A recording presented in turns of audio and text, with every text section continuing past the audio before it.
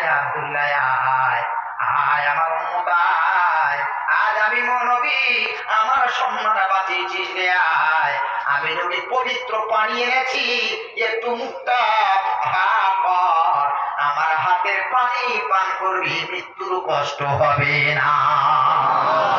নবীজির হাতের পানি পান করলেন, নবীজিকে তারা স্বপ্নে জিয়ারত করলেন, ঘুম ভেঙে গেল। এরপরে গভীর রাত, ভোর 4টে যখন বাজলো না, ঘুম ভেঙে গেল। দুইজন দরজায় আওয়াজ দেয়, লাথি মারে। প্রহরী চলে এলো, বলল কি হয়েছে, কেন ডিস্টার্ব করো, তোমাদের ফাঁসি তো ভোর 4টে হবে। বলল না না না, এই গভীর রাতে আমাদের ফাঁসি দিয়ে দাও, যতক্ষণ ফাঁসি দেরি হয়ে যাবে ততক্ষণ আমার আল্লাহ এবং আল্লাহ রসুলের দিদার দেরি হয়ে যাবে। গভীর রাতে দুইজনকে ফাঁসি দেওয়া হলো। আল্লাহর নবীর সম্মানের জন্য নিজের জীবন দিয়ে দিয়েছে তারা, তারপরেও তারা বাতিলের কাছে মাথা নত করে না। মুসলমান বাবাজি, আমি বলতে চেয়েছি, ইমানদার যারা হবে আল্লাহ তাদের ভয় দিয়ে পরীক্ষা নেবে। হতে পারে জেল খাটতে হতে পারে, হতে পারে তুমি কোনো অপরাধ করনি, তারপরে তুমি আসামি হয়ে যাবে, আল্লাহর কাছে তুমি সাহায্য চাও।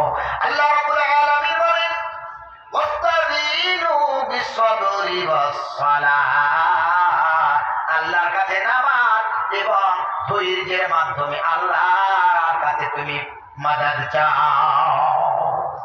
নামাজ ধৈর্যের মাধ্যমে আল্লাহর কাছে সাহায্য চাও। সেই আব্দুল্লাহ আমির আলীর কবর আজও শিয়ালদা স্টেশনের, সাউথের কথা বলছি, শিয়ালদার পরে পার্ক সার্কাস বলে একটা স্টেশন আছে, ওই পার্ক সার্কাসের 3 নম্বর গোবরায় আজও 2 ভাইয়ের জোড়া কবর বিদ্যমান। যদি কখনো কলকাতায় যান, পার্ক সার্কাসের 3 নম্বর গোবরায় গিয়ে কবর জিয়ারত করে আসবেন। আজও সেই শহীদানের খবর আছে, যারা ঈমান বিক্রি করেনি, ভয় পায়নি, ভয় পেয়ে বাতিলের কাছে ঈমান বিক্রি করেনি। অথচ আল্লাহ নবী সাল্লাল্লাহু আলাইহি ওয়াসাল্লাম বলেন, ইন্না বাইনা ইয়াদাইস সাআতি ফিতানান কাআন্নাহা ফিদাউল লাইলি মুসলিম ইউসবিহু রাজুল ফিহা মুমিনান ওয়া ইউমসি কাফিরান। আল্লাহ নবী বলছেন, কিয়ামতের আগে এমন একটা ফিতনা, রাতের ঘন কালো অন্ধকারের মতো এমন একটা ফিতনার যুগ আসবে, এমন একটা ফিতনা আসবে, ইউসবিহু রাজুল ফিহা মুমিনান ওয়া ইউমসি কাফিরান। একজন বান্দা সকালে থাকবে ঈমানদার, সন্ধ্যায় হবে বেঈমান। কিয়ামতের আগে সন্ধ্যায় থাকবে ঈমানদার, সকালে হবে বেঈমান, আবার সকালে থাকবে ঈমানদার, সন্ধ্যায় হবে বেঈমান। ওয়ায়াবিউ ফিহা আকওয়ামুন দীনাহুম বিআরাদিন মিনাদ দুনিয়া।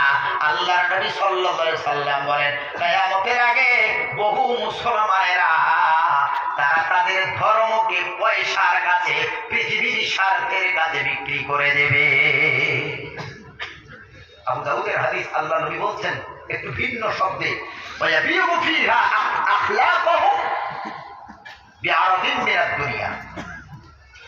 তারা তাদের চরিত্রকে বিক্রি করে দেবে পৃথিবীর স্বার্থের কাছে, পয়সার কাছে চরিত্র বিক্রি করে দেবে, ঈমান বিক্রি করে দেবে। 2 বছর আগে আমাদের ওইদিকে একটা বীরভূম বলে ডিস্ট্রিক্ট আছে জেলা, ওখান থেকে জলসা করে ফিরছি, শিবপুর বলে একটা জায়গা আছে, বর্ধমান ছেড়ে এসে ওখানে প্রায় 7 থেকে 8 জন দুষ্কৃতী ধরলো আমাদের গাড়ি, বন্দুকটা ধরলো আমার কপালে এই জায়গায়, আর আমার ড্রাইভারে ধরলো গলায়, কি আছে বার কর, আর বলল কি, বল জয় শ্রীরাম।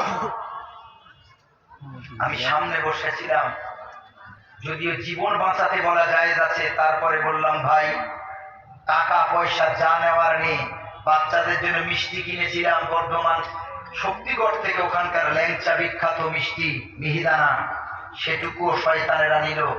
আমি বললাম, ওটা বলতে পারবো না, যা নেওয়ার নিয়ে নে। মোবাইল, টাকা পয়সা 23,000 টাকা ছিল ব্যাগে, চেন কেটে আল্লাহ সেই দিন আমার মা আমার ব্যাগে তারা লাগিয়েছে। কারণ আমি তো জলসা করে যেটুকু হাদিয়া জানি সেটা গিয়ে মায়ের হাতে তুলে দিই। এমনকি প্রতিদিন জলসাতে বার হওয়ার সময় যে পেট্রোল খরচ সেটাও মায়ের কাছ থেকে চেয়ে তবে নিয়ে যায়। আব্বা মা যতদিন বেঁচে আছেন এইটুকু যেন করতে পারি, দোয়া করবেন। যা করি বাপ্পার হাতে তুলে দিই। পুরো সংসারের দায়িত্ব, আমরা দুই ভাই, দুটো ওষুধের ফার্মেসি, যা পয়সা করি যা হয় সব বাপমার হাতে। বাপমা আমাদের কাছে চাইবে না, বয়স হয়ে গেছে, বলবে বাবা 100টা টাকা দে না, একটু পান খাবো, একটু চা খাবো। বাপমা সন্তানের কাছে চাইতে পারে? ও বাবাজি, তাদের একটু লজ্জা লাগে যে আমার এখন বয়স হয়েছে, আমি কাজকর্ম করতে পারি না, সন্তানের ইনকামে আমি খাচ্ছি, কি করে চাই? বাপার বিবেকে লাগে। বাপা কোনোদিন চাইতে পারে না, চাইলেও দেখবেন মাথাটা নিচু করে কেমন যেন একটা মনটা ছোট্ট করে সন্তানের কাছে চায়। আহারে সন্তান, তোমার বাপা তোমার কাছে চাইবে কেন? না চাইতে হাতে তুলে দাও। ছোট্টবেলায় তুমি আমি কেঁদেছিলাম, কান্নাটা ক্ষুধার কান্না নাকি পেটের ব্যথার কান্না নাকি মশা কামড়েছে পিঁপড়া কামড়েছে তার কান্না? কান্নার আওয়াজ শুনে প্রসবিনী মা, চরম দুঃখিনী মা বুঝতে পেরেছিল আমার বাচ্চার কান্নার কারণটা কি। মুখ খুলতে হয়নি, কান্নার ভাষা মা বুঝতে পেরেছিল। আর আজকে তুমি সন্তান বাপমার মুখের দিকে তাকিয়ে বুঝে নিতে পারো না বাপমার কি দরকার? কিসের সন্তান তুমি? ভাইয়েরা আমার, পৃথিবীতে যাদের পিতা মাতা বেঁচে আছে পায়ে হাত রেখে বলি আল্লাহর কসম, পিতা মাতাকে নিয়ে ভাগ করবেন না। অনেক সন্তান তো এমনও বলে বাপ মাকে, তোমার কি আমি একা সন্তান, আমি একা তোমারে কেন টানবো? তোমার তো আরো 3 সন্তান 4টা সন্তান আছে, তারা কি 2 মাস 3 মাস করে তোমারে কি খাওয়া দিতে পারে না? এই যুবক ভাই আমার, আমার মতো যারা 35 বছর বিরফটি, যারা 40-এর নিচে যারা আছো, বাপ্পাকে অনেকে এমন কথা বলতে শুনেছি, আমি কি তোমার একা সন্তান? তোমার তো আরো সন্তান আছে, তারা কি তোমারে 2 মাস 3 মাস করে খাওয়া দিতে পারে না? ওরে আহম্মক বেয়াদব, বাপ্পাকে নিয়ে তুমি কেন ভাগ করলে? তোমার তো বলার দরকার ছিল আব্বু গো, আম্মু তোমার কোন সন্তান তোমারে দেখলো দেখা লাগবে না, আমি যতদিন আছি আমার কাছে থাকবে, আমার কাছে খাবে, আমার জন্য দোয়া করবে। আল্লাহ আমার যতটুকু দিয়েছে আমরা যেটা খেয়ে বাঁচবো, আব্বা আম্মা তোমাদেরও তা খাওয়াবো। আমরা যে ইমানের কাপড় পরবো, ও আব্বা মা তোমাদেরও তার থেকে ভালো মানের কাপড় পরাবো। এটা তো বলার দরকার ছিল। বাপ মাকে নিয়ে ভাগ করেছো, লজ্জা লাগে না? আরে তোমার বাপ তোমার মতো 7 ভাই 8 ভাই বোন, মানে এক বাবার একাধিক সন্তান, 4 সন্তান 6 সন্তান 8 সন্তানকে একা বাপ রোজগার করে তাদের মুখে খাদ্য তুলে দিয়েছে, তখন তো সন্তানকে ভাগ করেনি। জানি এতগুলো সন্তান টানতে পারবো না, আমি 2 জনকে টানবো আর 2 জন বাবা তোরা ভিক্ষা করে খা। আর একবেলা খেয়েছে, একবেলা অনাহারে থেকে সন্তানের মুখে খাবার তুলে দিয়েছে। গরিব সংসার, অসহায়, কে যোগাবে তাদের? নুন আনতে পান্তা ফুরায়, তারা না খেয়ে বাচ্চাদের মুখে খানা তুলেছে, তারপরেও সন্তানদের ভাগ করেনি। আর তুমি সন্তানের সাথে পিতামাতাকে ভাগ দেখাচ্ছ যে তোমার বড় ছেলে 2 মাস খাওয়াবে, তোমার দ্বিতীয় ছেলে 2 মাস খাওয়াবে, তোমার তৃতীয় ছেলে 2 মাস খাওয়াবে, আর আমিও তোমার 2 মাস খাওয়াবো। ছি ছি ছি, আস্তাগফিরুল্লাহ। বাপ মাকে নিয়ে যারা ভাগ করবে, আল্লাহর কসম আমি বলিউল ইসলাম বলে যাচ্ছি, আল্লাহর নবী সাল্লাল্লাহু আলাইহি সাল্লাম বলেছেন পৃথিবীর এমন একটা পাপ আছে যেই পাপের শাস্তি আল্লাহ দিতে দেরি করেন না, সেই পাপটা হলো পিতা মাতার মনে কষ্ট দেওয়ার পাপ। নবীজির হাদিস বলছে আপনাকে, আল্লাহ নবী বলেছেন এই পাপের শাস্তি আল্লাহ দিতে দেরি করেন না, কত শাস্তি দেয়। তুমি যদি তোমার বাপ মাকে কষ্ট দাও, তার দ্বিগুণ কষ্ট তোমাকে দুনিয়াতে পেয়েই তবে যেতে হবে। কোন রাস্তা নেই, বাপ মাকে কষ্ট দিয়ে ইমানের মৃত্যু খোদার কসম তোমার হবে না। আল্লাহর নবী বলেন পিতা মাতারে যারা কষ্ট যদি নামাজও পড়ে, নামাজ পড়ে পড়ে কপাল যদি কালো করে দেয়, ও যদি মসজিদ বানায়, মাদ্রাসা বানায়, ও যদি এমন করে সাদকা দেয়, যাকাত দেয়, যত পৃথিবীর ভালো কাজ আছে করবে, সমাজ কল্যাণমূলক কাজ করবে, কিন্তু পিতামাতাকে দেখবে না। আল্লাহর নবী বলেন লা ইয়াহবাতান্না আমালু, তার যত সওয়াবের কাজ, নামাজের সওয়াব, রোজার সওয়াব, সাদাকার সওয়াব, হজ করার সওয়াব, পৃথিবীর যত সওয়াবের কাজ আছে, পিতামাতা নারাজ থাকার দরুন আল্লাহ সব ভালো কাজগুলো বাতিল করে দেয়, সব শেষ। পক্ষান্তরে আখেরি পয়গম্বর আলাইহিস সালাম বলেন রিজাল ওয়ালিদি রিজাল্লাহ, পিতামাতাকে যদি শান্তিতে রাখো, পিতামাতাকে যদি তুমি সুখে রাখো, আনন্দে রাখো, পিতামাতাকে তুমি যদি মুচকি হাসাও, পিতামাতার কলিজায় যদি তুমি শান্তি দাও, পিতামাতা যেই সন্তানের প্রতি রাজি, আমার আল্লাহ তাআলা তার ওই বান্দা বান্দির প্রতি রাজি।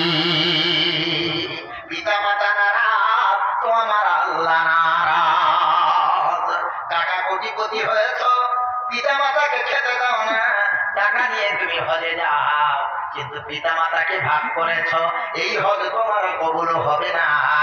ওরে মুসলমান, আল্লাহর কাবা ঘর, নবীজির মদিনা, সবুজ গঙ্গা থেকে যে পয়সা খরচ করে মনে করেছো হজ তোমার কবুল হয়ে গেছে, কোথা থেকে টাকা ইনকাম করেছো, হালাল হারাম দেখলে না, তুমি মনে মনে করেছো টাকা খরচ করে হজ করে এসেছি মানে আল্লাহ নিষ্পাপ বানিয়ে দিয়েছে। আখেরি পয়গম্বর বলেন প্রতিটা ঘরে ঘরে আল্লাহ মক্কা মদিনা দান করেছে। এই মক্কা মদিনার দিকে যদি কোনো সন্তান যতবার মহব্বতের নজরে, মায়ের নজরে তাকায়, আখেরি পয়গম্বরের ততগুলি আল্লাহ কবুল হজের সওয়াব তার আমলনামায় লিখে দেয়। আল্লাহর নবীর সাহাবী বলছেন ইয়া রাসূলুল্লাহ, ইয়া হাবিবাল্লাহ, আমি যদি একবার তাকাই, নবী বললেন একটা কবুল হজের সওয়াব। আমি যদি দুইবার তাকাই, নবীজি বললেন দুইটা কবুল হজের সওয়াব। আমি যদি তিনবার তাকাই, নবীজি আবার বললেন তিনটা কবুল হজের সওয়াব। আমি যদি 100 বার তাকাই গো হাবিব, আল্লাহ নবী বলেন 100টা কবুল হজের সওয়াব আল্লাহ লিখে দেবে। যেই মক্কা মদিনা ঘরে আছে, ওইটার একটু সেবা করো। সেবা তোমার বউ করবে কেন? সে কি তোমার বাপের সেবা করতে এসেছে? তোমার স্ত্রী তো তোমার সেবার জন্য এসেছে। তোমার বাপ মার সেবার জন্য তো তোমার বউ আসেনি। তোমার বাপ মার দায়িত্ব তো তোমার নিতে হবে, আমার বাপ মার দায়িত্ব তো আমাদেরকে নিতে হবে। বৌমা তো তার স্বামীর খেদমত করতে এসেছে। তোমার মা খেদমত করবে তোমার বাবা। মা যদি না থাকে, তুমি সন্তান খেদমত করবে বাবা, পা মুছিয়ে দেবে, বয়স হয়ে গেলে পাশে বসে খানা খাইয়ে দেবে, কি লাগবে বাপকে জিজ্ঞেস করবে। তোমার বউ বাপের গায়ে হাত দেবে কেন? সে তো তোমার বাবার খেদমত করতে আসেনি। তুমি মনে মনে করছো বাপ মার সাথে রাগারাগি করে 1 বছর বাপ মার সাথে কোনো কথা নেই, কোনো সম্পর্ক নেই। প্রতিদিন আব্বা মা দেখবে শীতের সময়ও দরজা জানালা খোলা রাখে সকালে। কখনো কি ভেবেছ কেন? তুমি সন্তান যখন কাজে বার হও, পিছন দিক থেকে তোমার মা জনম দুঃখিনী তোমার একটু দেখতে চায়, দেখে কলিজাটা ঠান্ডা করতে চায়। সারাদিন সারা রাত তুমি তার সাথে একবার মা বলেও ডাকো না। আহারে মুসলমান, মা কিছুই চায় না, সন্তানের মুখে মা ডাকতেই মা সব থেকে বেশি পছন্দ করে। মায়ের কাছে সব থেকে শান্তির আওয়াজ হলো মা, আম্মু জান। সন্তান যখন মাকে মা বলে ডাকে, মায়ের কঠিন হৃদয়টাও আল্লাহ নরম করে দেন। কঠিন হৃদয় আল্লাহ নরম করে দেন। মা বাপকে কষ্ট দেবেন না, জীবনে কষ্ট দেবেন না মা বাপকে। মায়ের কাছে দোয়া নিন। বিদেশে বিরাটে যখন সন্তান মারা যায়, পশু পাখি না জানিতে আগে জানে তারা মায়ের কলিজা আল্লাহ সন্তানের সাথে এমন ফিট করে দেন, সন্তানের কোনো বিপদ হলে আল্লাহ মায়ের কলিজাকে জানিয়ে দেয়। ওরে মুসলমান, কত সন্তান বিদেশে কাজ করতে গেছে, কত মায়ের সন্তান বিরাজ্যে কাজ করতে গেছে, সন্তানের কষ্ট মা বালিশে মাথা দিয়ে ঝরঝর করে কাঁদে। সন্তান ফোন করে বলেছে, মা গো আমার জ্বর হয়েছে, মা আমার কষ্ট হয়, খানা খেতে পারি না। সন্তানের একটা কলেই মায়ের ঘুম চলে গেছে, খানা চলে গেছে, বিছানায় শুয়ে আছে। স্বামী এসেছে কাজ করে, স্বামীকে স্ত্রী খানা খাইয়ে দিয়েছে, খানা রেডি। স্বামী বলছে, ওগো তুমি কি খানা খেয়েছো? বলছে, না আমার পেটে ক্ষুধা নাই, আমি খানা খাবো না। স্বামী দেখলো বিবির মনটা বড় খারাপ, বিবি খানা খায় না। কি হয়েছে রে বিবি? বাপের বাড়ি কি যাওয়ার মন হয়? যদি ইচ্ছা হয় তো 2 দিন ঘুরে আসো, মনটা ভালো লাগবে। বলো গো বিবি, আমি কি তোমার কোনো দিক দিয়ে কষ্টে রেখেছি? যদি তোমার কোনো কষ্ট হয় আমারে বলতে পারো, তোমার কষ্ট দূর করার চেষ্টা করব। রাত্রেবেলা স্বামী বিবির হাত ধরে বারবার জিজ্ঞেস করে, বিবি রে মনটা কেন খারাপ? স্বামী একটু পাশ ঘুরিয়ে শুয়েছে, হঠাৎ করে বিবি ডুকরে ডুকরে ডুকরে ডুকরে কান্না করে। বিবিকে কাছে টেনে বলে, কান্নার কারণ কি রে? বিবি স্বামীর হাতটা ধরে বলে, শোনো আজকে আমার কলিজার টুকরা একটা ফোন দিয়ে বলেছে তার নাকি অনেক জ্বর, শরীরটা বড় খারাপ। আমার চিন্তা হয় আমি মা যদি ওর কাছে থাকতাম, ওর কপালে আমি জলপট্টি করে দিতাম, কাপড় ভিজিয়ে দিতাম। আমার সন্তানের কাছে তার বিবিও নাই, আমার সন্তানের কাছে আমি প্রসবিনী মা নাই। আমার বড় চিন্তা, 2 পয়সা রোজগারের জন্য আমাদের ভালো খাওয়াবে, একটু ভালো জায়গায় রাখবে বলে সন্তানটা বাইরে চলে গেছে, বছরের পর বছর তারে আমি দেখতে পাই না। আমার বড় চিন্তা হয় গো স্বামী, আমার সন্তানের বিমার, আমার সন্তানটা কেমন আছে, আমার বড় চিন্তা হয়।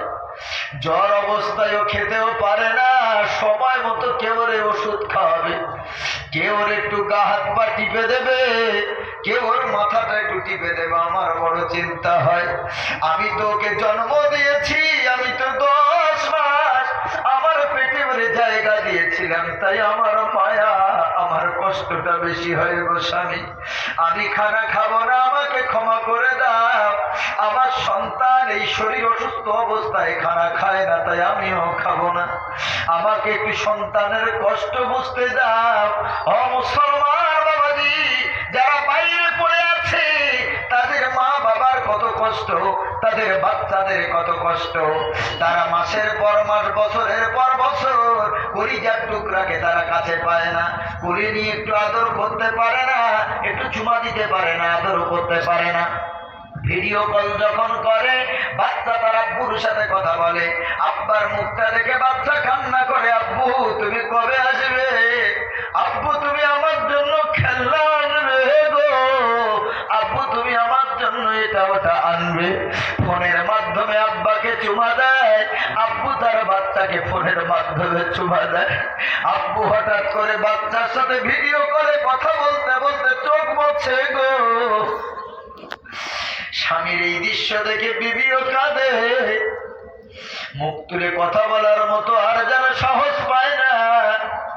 বিবি কান্না ঠেকাতে পারে না, মুখটা নিচের দিকে করে বলে, স্বামীর তুমি কেঁদো না, তুমি একা বাইরে পড়ে আছো, তোমার বিবি আমি, তোমার বাচ্চা এখানে তোমার ছাড়া পড়ে আছি, তুমি এমন করে কেঁদো না, তোমার কান্না সহ্য করতে পারি না। বাচ্চা ওর আব্বার কান্না দেখে ও কাঁদে, ওর বাবার কলিজাটা ফেটে যায়। কলিজার টুকরো মাসুম বাচ্চা মোবাইলে ভিডিও কলের মাধ্যমে আব্বু আব্বু করে কত ডাকে, মোবাইলে কত চুমা দেয়, বাবার কলিজায় কষ্ট হয়। মনে হয় দৌড় দিয়ে বাচ্চাটার একটু কোলে নিয়ে একটু আদর করে কলিজাটা ঠান্ডা করি। ওরে মুসলমান বাবাজি, যারা বাইরে পড়ে আছে 2 পয়সার জন্য, তাদের জীবনটা কত কষ্টময়। কাছে মা নাই, কাছে